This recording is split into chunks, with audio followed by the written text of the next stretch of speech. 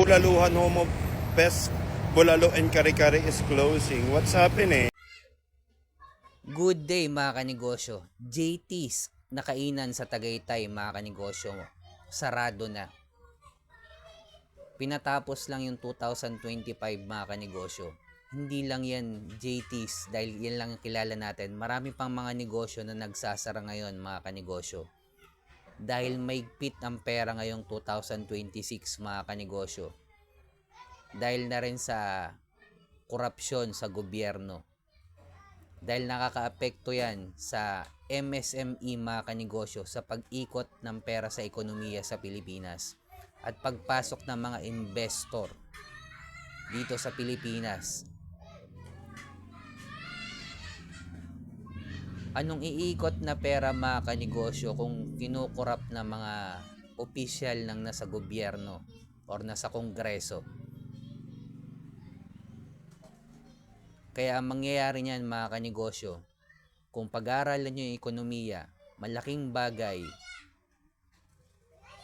Hindi lang dahil walang customer yan, hindi dahil mali yung place mo, dahil mahigpit talaga ang ikot ng pera mga kanegosyo. Lalo na baka kung itaas uli yung sahod sa May, baka hindi na kaya magpasahod ng mga negosyante kung itataas uli ng another 100 pesos. Walang masama sa pagtatrabaho sa mga empleyado. Pero kailangan balance mga kanegosyo.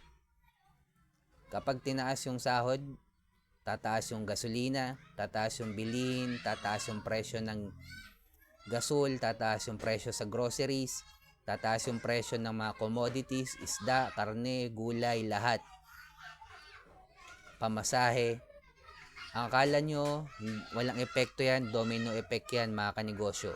Ang mangyayari, mababawasan ng empleyado, konti lang ang magkakaroon ng mga for hiring na kumpanya dahil sa mahal ng pasahod sa mga empleyado at pahirapan makapasok.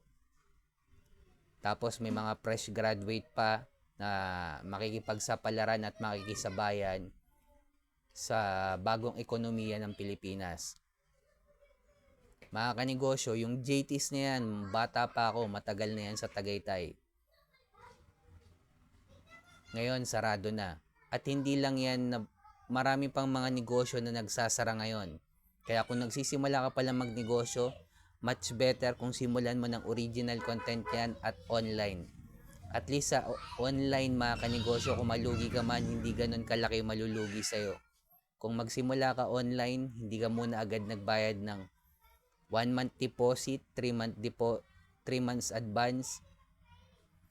Halimbawa kung 20,000 yung renta mo, 80,000 agad yan. Naka 1 year contract ka pa. Papagawa mo pa yung pwesto mo, bayad sa empleyado. Pag open mo, walang benta. Automatic, lugi ka. Laki na ng gastos mo. Tas naka 1 year contract ka pa. Minsan may mga landlord na mukhang pera, kahit lugi na yung nagninegosyo, gusto pa talaga nilang gatasan. Kikita lang yung landlord yan. Bigay mo na lang yung pera mo sa landlord. Iba na ang labanan ngayon. Online mga kanegosyo. Original content at focus in one pa rin.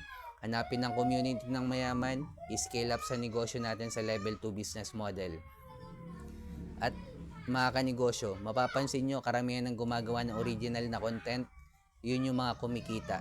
Dahil ito na ang labanan ngayon. Kasama na to sa requirements na to bilang negosyante mga kanegosyo para sa atin.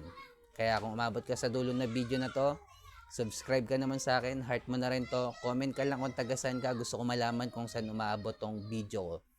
At kung sa mga negosyanteng dumadanas ng struggle or pagkalugi, wag natin kalimutan mag-pray kahit anong religion natin. Ingat tayong lahat.